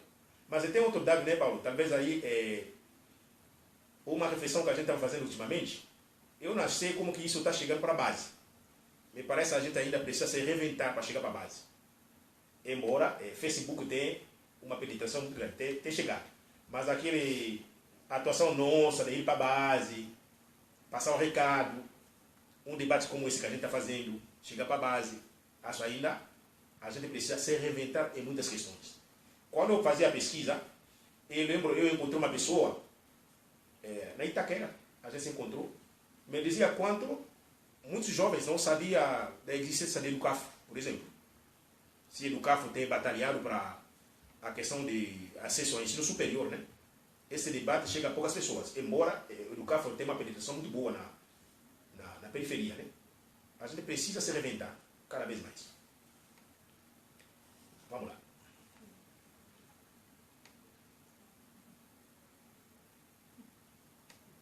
Mais um comentário? Por favor. Realmente, as mulheres negras, hoje eu acho que haverá uma revolução aí com elas, né? Elas estão em todos os lugares, né? E é isso mesmo, só reafirmando, né? E também eu gostaria de saber hoje, a maioria dos intelectuais, eles vão ler, pesquisam, mas se debruçam em cima das suas pesquisas. Qual a sua atuação hoje dentro da sociedade? Uma boa pergunta aí. A minha atuação, quase coloquei o quadro, né? Sim. Eu sou parte, de forma geral, intelectuais negros e negras, nós produzimos junto com a nossa comunidade. Como eu já contei como nasceu essa história. O livro ele nasce para atender a uma demanda nossa. Ele conceituar algumas questões que estavam no ar. Naquela época, morando ainda aqui, eu estava nosso núcleo de estudos, né? Núcleo de Estudos Afro-Brasileiro da Unesp. Tínhamos muitas ações, quilombo. Aliás, a Ana fez parte do projeto. Tanto esse que eu citei de São Paulo Educando, Quilombos Vivo, a gente ia. Aí daqui, aqui em São Paulo, antes de sair, porque saí em 2012, nós fundamos o Instituto do Desenvolvimento da Diáspora Africana do Brasil. O Paulo, a Isis que está lá, são algumas pessoas que viram para somar, porque começamos a perceber a questão de migração. E a gente diz, tem muito grupo aí, fazendo questão da cultura, que também é importante, mas vamos aí focar nessa questão de direitos. E hoje tem outras ONGs atuando nesse momento aqui, e a gente continua. Quando eu me mudei em Fortaleza, lembro, falei para você, chegou numa universidade onde temos estudantes africanos. Assim, deve ter quanto? Fortaleza deve ter 1.000, acho. Deve ter 1.000. Nossa universidade, mas tem uma diáspora nossa fora, né? Lá no Ceará, onde estou hoje, deve ter talvez 200 alunos, no universo de 600. Bom, então a gente tem esses espaços aí, de acompanhar mesmo, tivemos um trabalho assim, de acompanhar a juventude, sobretudo no Ceará, quando eu cheguei, os grupos estavam um pouquinho dispersos, tinha que aproximar, dizer, a linha, vamos aqui, a gente batalhou muito. Conseguimos eleger alguém na CEPIR de Fortaleza, temos uma cadeia, um representante da comunidade africana está dentro da CEPIR. Porque a gente entendeu, não dá como nos embolar na questão afro-brasileira, tem coisas que escapam, tem outras coisas que têm a ver com a nossa particularidade. E nesse diálogo também a gente conseguiu naquele momento. Bom, não vou citar aqui os congressos. Não é só acadêmico o congresso. Congressos são lugares onde a gente pensa políticas públicas. Um que vai acontecer agora sobre migrações africanas, que acontece lá no Ceará, geralmente. E outras ações que a gente procura fazer. Aí, quando nasce a pesquisa, como já disse, a questão da formação. A formação desses educadores, a pesquisa naquele período nasceu em São Paulo, no período. E quando nasceu, a gente sistematizou e hoje estamos aqui para conversar. Eu até conversou com o pessoal de Zumbi, só que não conseguimos fechar a agenda. Eu tinha uma obrigação de voltar lá conversar com eles. Tem todo um capítulo sobre Zumbi. Como que a gente percebe, né? É uma ação, independente do que possa se dizer. Houve gente, pessoas, que fizeram uma ação para contemplar jovens negros, para ter acesso ao ensino superior, privado. Pode ser privado, 80% de quem frequenta a universidade, talvez mais, são os jovens negros que queriam naquele momento se formar. A Universidade Zumbi. Então, essas aí são algumas ações que a gente vem fazendo. Ainda como professor, a concepção da educação do ensino superior no Brasil, né, exige a gente ensino, pesquisa, extensão. Gente, sala de aula é o lugar que você... É a cidadania, sala de aula. É cidadania. Você não tem como. A nossa experiência aqui na Unicastelo, a gente chorava, né? E outra experiência vivenciada aqui é São Paulo. Tanto nas aulas que eu dava em graduação, como o projeto de especialização em História da África e do Negro no Brasil, não, era especial. Você ver pessoas que querem aprender, e veja aí, o conhecimento até certo ponto transforma. Transforma porque a gente vai ter outra percepção no mundo e qualifica a nossa atuação. Na Unicastelo aqui também a gente vê essa atuação. É por aí que a gente procura se reinventar. Vamos lá, gente. Acrescenta, opina. Boa tarde. Sobre a questão da presença do intelectual, do negro, talvez numa posição que foi citado à mídia, bom, eu sou músico, eu trabalho com cultura, eu pesquiso a cultura popular brasileira e o que eu tenho notado é que existe um processo de transformar a cultura em entretenimento, né, a partir por vários meios e várias formas. Então acho que isso influi em às vezes aparecer algumas figuras que trazem essa questão intelectual, essa questão da atitude do multiculturalismo mesmo, porque a cultura ela incide em reflexão, incide em transformação social. E eu sei que não é uma coisa muito clara, mas o que eu tenho notado é que a mídia, em termos, pela sua grandeza, ela não quer a reflexão, ela não quer essa cultura, ela quer o entretenimento, ela quer o consumo daquele programa determinado. Então, a minha constatação é que esse é um dos principais viés de minguar o caminho, minguar a aparição de algumas figuras, né? Porque a gente não pode, é impossível a gente negar, porque essa questão da miscigenação, os portugueses, eles não são, quando eles vieram colonizar o Brasil, já havia um traço de miscigenação na própria formação de Portugal, do povo português. Então, como assim eles vêm para negar, e tem um processo de negação, de miscigenação, de negação da presença e da autenticidade da cultura, não só do negro, mas como do índio, né? E o resultado somos nós, né? Então, eu creio que, lógico, meu viés é sempre muito mais em termos de atuação cultural, de expressão cultural, música e literatura, né? Mas, assim como a atitude do pesquisador, né? No meu trabalho, na minha monografia, eu estava lendo um livro da doutora Elisa Larkin Nascimento, onde ela fala que a partir do momento que você se torna pesquisador, meio que a sua obrigação é atuar na sociedade como ativo, né, diante das atitudes. Então, aqui, essa foi a frase que basicamente mudou minha vida, em termos de ação como pesquisador, né? Então, era isso que eu queria acrescentar, essa visão talvez um pouco puxado para a cultura, para as expressões culturais, tanto da religião, música e literatura. Interessante porque a sua colocação traz aí para a gente refletir sobre o chamado desenvolvimento econômico multicultural. Esse multicultural tem a ver com o campo da cultura mesmo, não é? É o econômico e multicultural, né? Nesse processo de você realizar ações, né, em torno de cotas, ações afirmativas. Já afirmamos aqui que cotas, ações afirmativas, todas essas demandas estão dentro do bojo do multiculturalismo. Mas agora, como vai apontar a Petronilha, são esses protestos de rua, né, que vão agora para políticas públicas. Gente em movimento, que vão agora se concretizar. E aí a gente já apontou coisas concretas, né? Agora, é o multiculturalismo emancipatório, crítico, rebelde. É rebelde. Que bate de frente com o multiculturalismo da visão da democracia racial, que é outra visão. Democracia racial, que tudo está bem. Tudo não está bem, não. Há racismo, há preconceito. Nosso ponto de partida é isso aí. Primeiro, enxergamos o problema. Há um racismo, há um preconceito.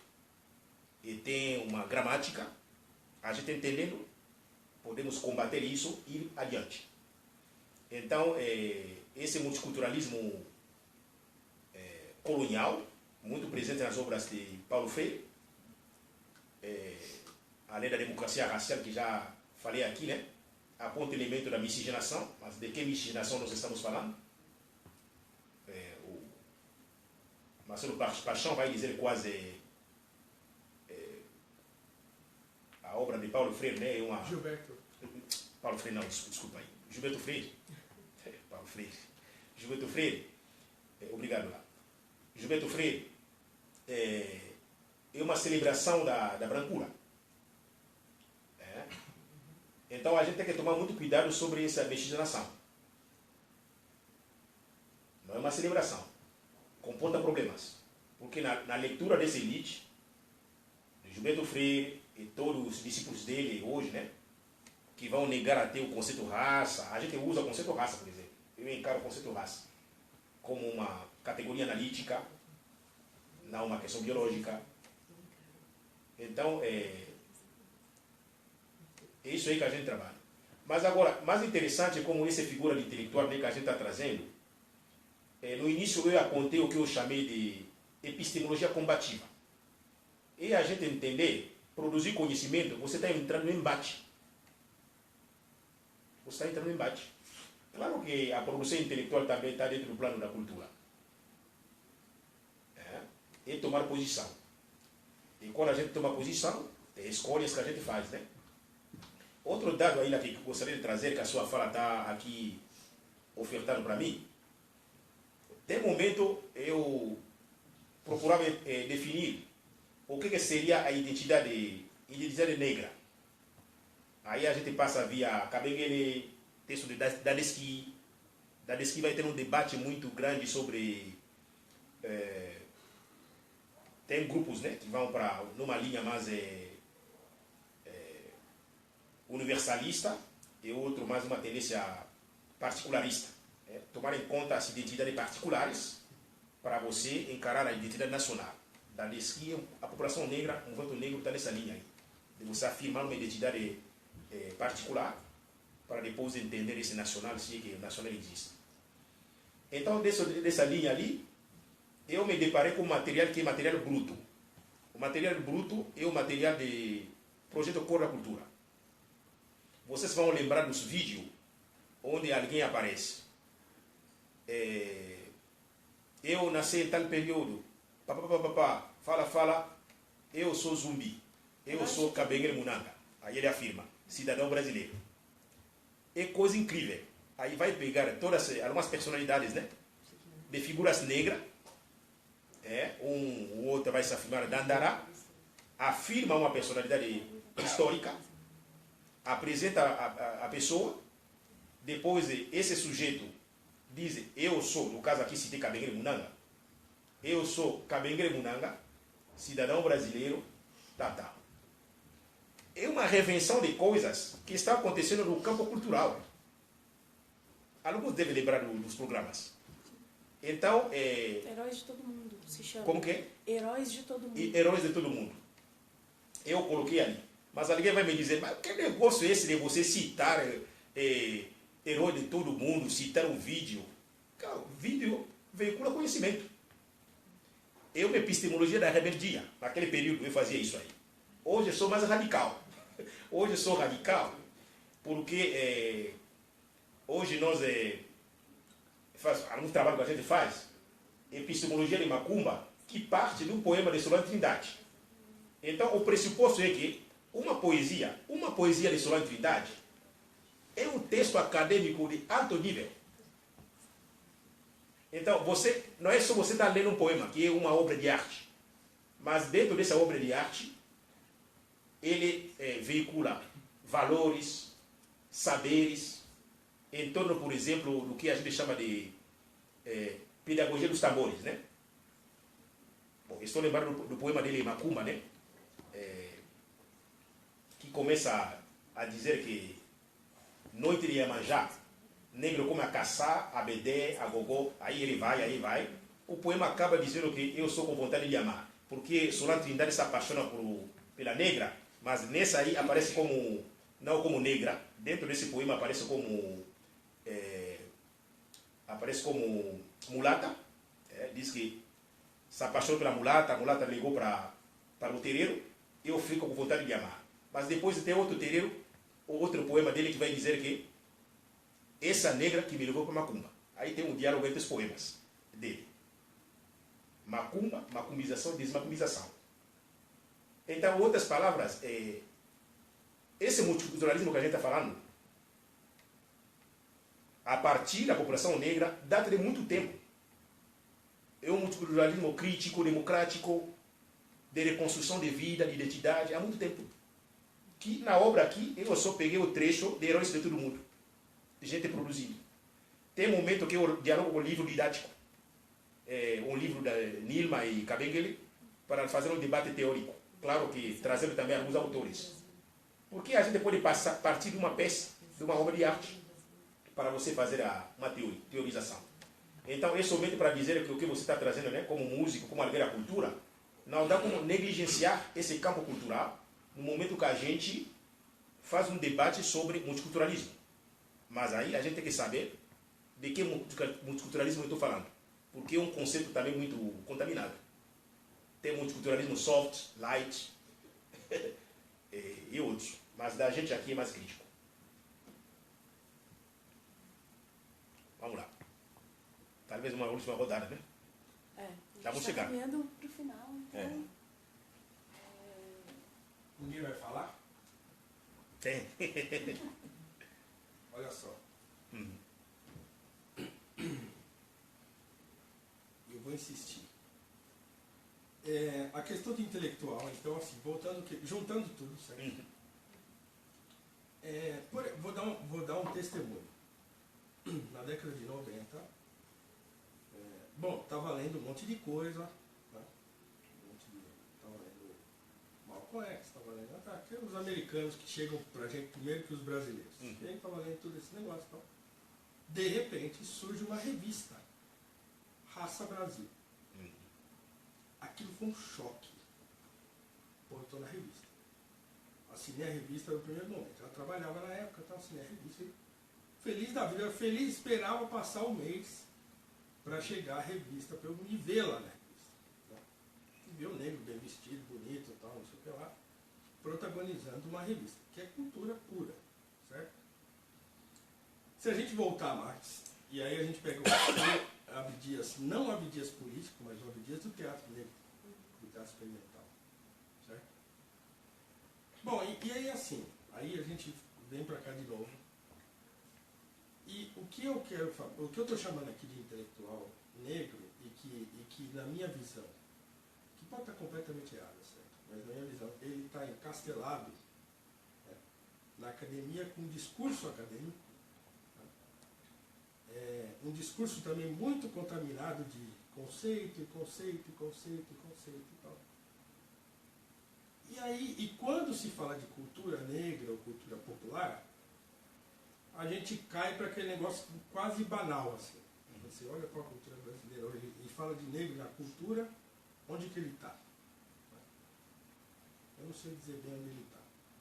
Então, assim, eu acho que o movimento negro, por exemplo, ele se politizou extremamente, então ele está preso ou à questão política, né, ou à questão acadêmica. E aí aquela questão do chão da cultura, ele desapareceu, assim, não há... Não tem, eu não vejo, né? Posso estar errado, pode ter em algum lugar aí que eu não sei porque eu não... Né? E o fato de eu não ver também, porque eu não frequento determinados lugares, é um exemplo de que ele está mais ou menos guetizado, assim, né? Então eu sinto falta disso. E aí eu vou lembrar que um conceito do W.E.B. Du Bois, que era aquela questão da 10ª parte talentosa. Certo? Ele falava, olha, nós temos que ter 10% da nossa população num nível altíssimo de capacidade intelectual para discutir as questões como com esses que estão dominando hoje aí. E discutir num nível que todo mundo possa entender ultrapassa essa coisa toda da academia, né? Leva o negro para frente. E a questão cultural é muito importante nisso.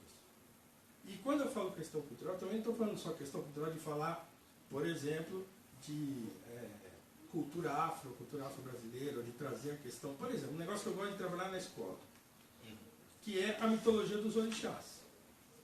Fica todo mundo assim quando eu chego com os nomes lá. Fala Oxalá, fala não sei o quê. Se eu falo Zeu, você gosta. Se eu falo Oxalá, você não gosta. Então vamos entender por que você não gosta. E aí eu vou, né, limpando assim, essa coisa do preconceito contra o nome.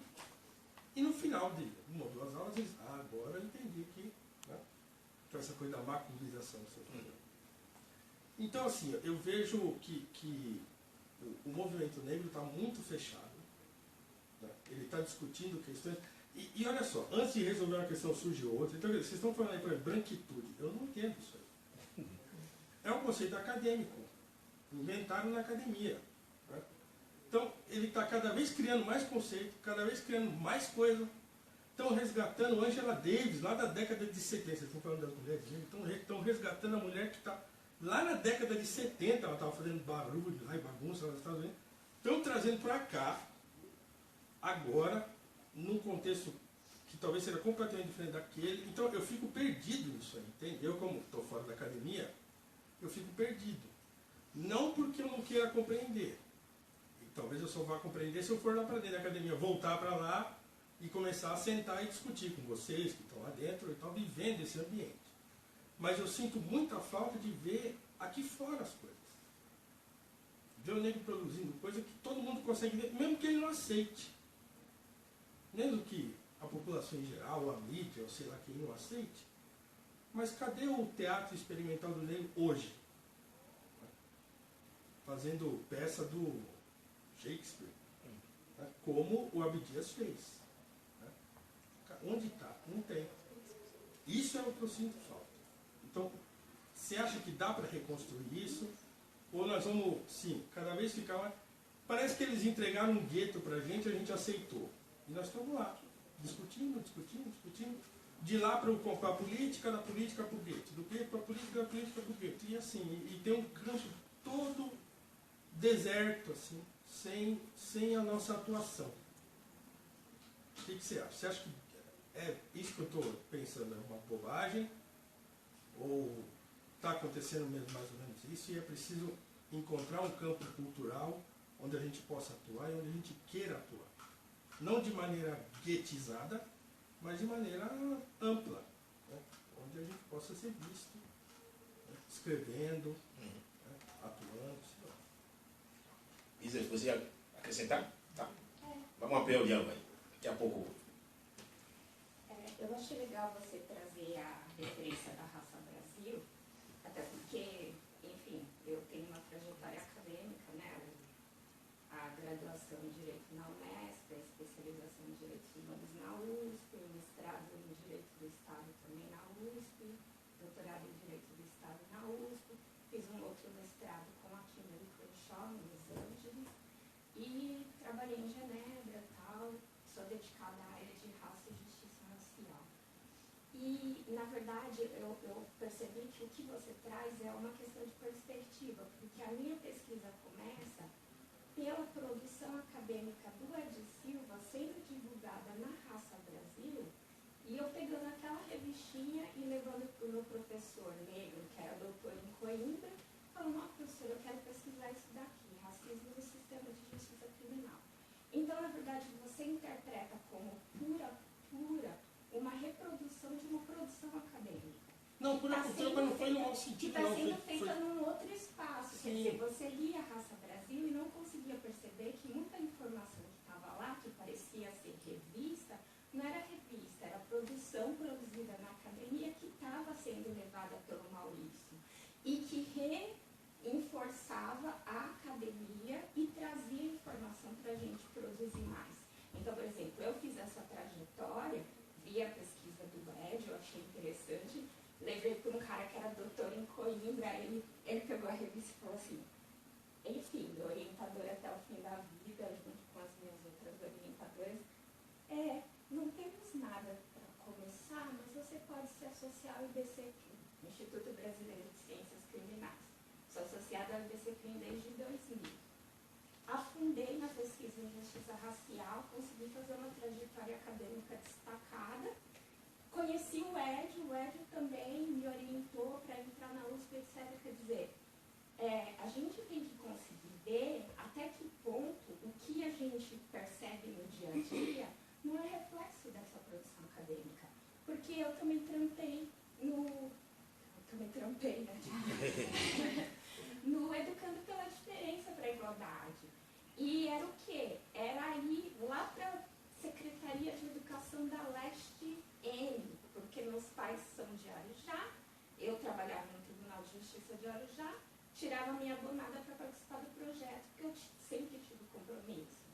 E aí, por exemplo, eu estou fazendo a especialização em Direitos Humanos e a minha preocupação na especialização era a minha sala de aula da Educafro, porque os meus alunos da Educafro desvalorizavam direitos humanos.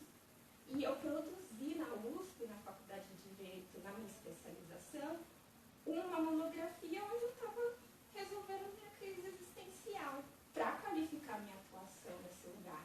Então, eu não sei, assim, e eu tenho muita não simpatia com esse discurso que muitas pessoas trazem de que a produção acadêmica é distante.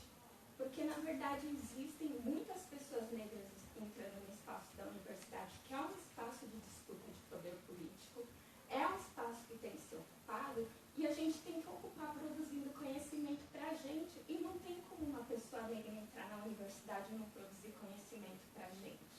Então, na verdade, o que acontece é que muitas pessoas que estão fora do processo de produção, transmissão e apresentação acham que o que saía na Raça Brasil não tinha nada a ver. E era a dissertação de mestrado do Ed.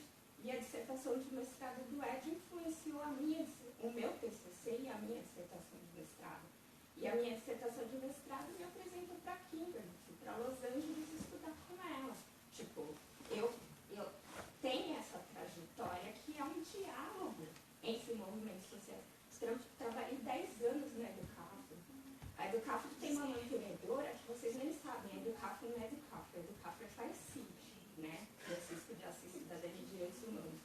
Quer dizer, a gente fundou a FAECID e todo o trabalho de sair do país, conhecer como funciona, levar para a base, transforma, mas nem todo mundo está vendo, entendeu?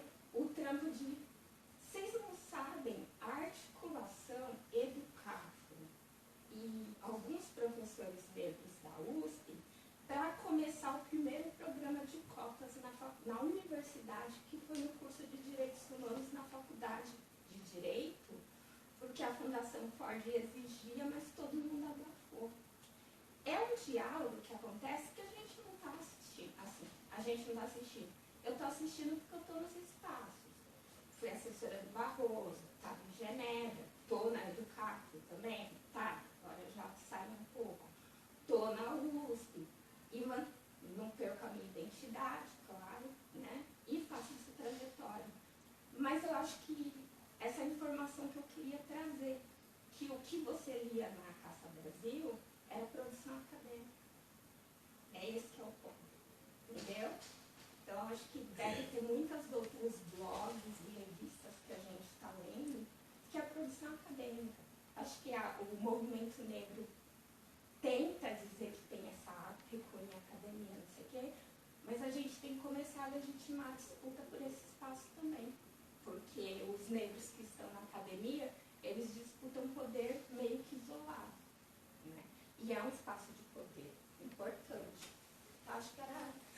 Obrigado pela contribuição. É isso aí. Falando de Educafro, acho que outra pergunta que eu recebi, eu tentei situar também como a gente atua.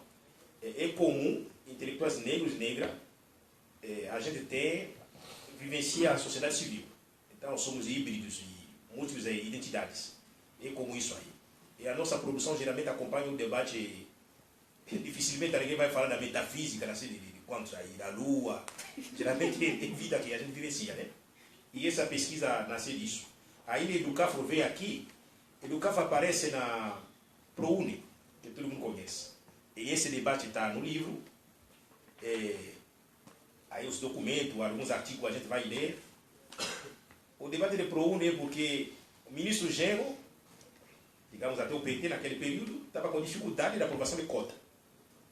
Aí começa o discurso, não, então vamos ampliar vagas para as universidades particulares, destinar recursos, tal. Para não desagradar ao setor de agronegócio, não é? Aí começou a se pensar ProUni.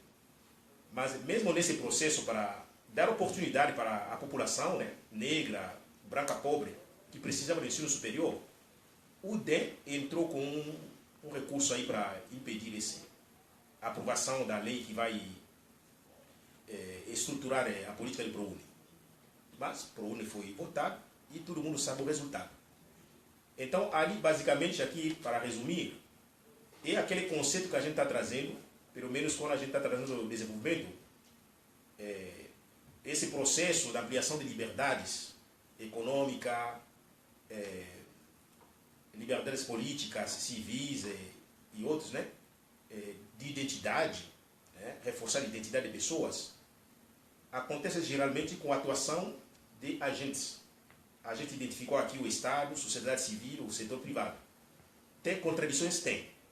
Mas, na questão de políticas de igualdade racial, ou as políticas em torno da questão de raça, o movimento negro, através de suas organizações, tem sido o protagonizador para fazer esse processo acontecer. Pode ter contradições, mas é uma história que a gente está vivenciando. Então, muito se falou de intelectual aqui.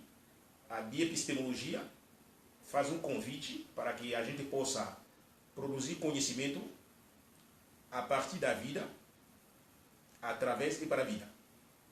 Então, para que adianta um conhecimento que não possa almejar, né, a ampliação da cidadania, senão não serve. Essa aqui é a nossa humilde contribuição. Como eu já disse, agora é o convite para que vocês depois, né, que conseguir adquirir o livro agora, a gente agradece, porque a produção exige, geralmente o autor, a autora, faz um pequeno investimento, e geralmente não é tão fácil, né? Quem não conseguir agora, quer levar o livro, leva, deixa o nome com a gente, depois faz o depósito no banco, a gente, sem problema. Bom, da minha parte, isso para agradecer. Tá ótimo. Muito obrigada, Basi, pela conversa de hoje. Que seja muito bem-vindo o livro, que ele dissemine bastante discussão por aí afora. Muito boa sorte nessa empreitada. Já que você falou da questão da produção cultural, tem uma quantidade muito grande de coisa acontecendo. Acho que realmente dá uma buscada para saber o que está rolando. Então, por exemplo, você deu o exemplo da questão do teatro. A gente não tem um grande grupo que tem essa projeção do teatro experimental do negro, mas a gente tem uma quantidade enorme de grupos de teatro e de artistas visuais e de artistas do audiovisual que estão produzindo muito, fazendo bastante coisa. Então, só dá uma circulada que você vai encontrar. Deixa o convite convite para vocês retornarem para outras programações do Centro de Pesquisa e Formação. A gente, sobre questões raciais, a gente sempre tem, todo mês tem alguma coisa acontecendo por aqui. Quem já é frequentador sabe disso. Então, fica, tipo o Rafaelzinho, que 80% da programação de relações raciais, ele vem, então ele sabe do que eu estou falando. Ótimo. Então, apareçam mais vezes. Obrigada a todos.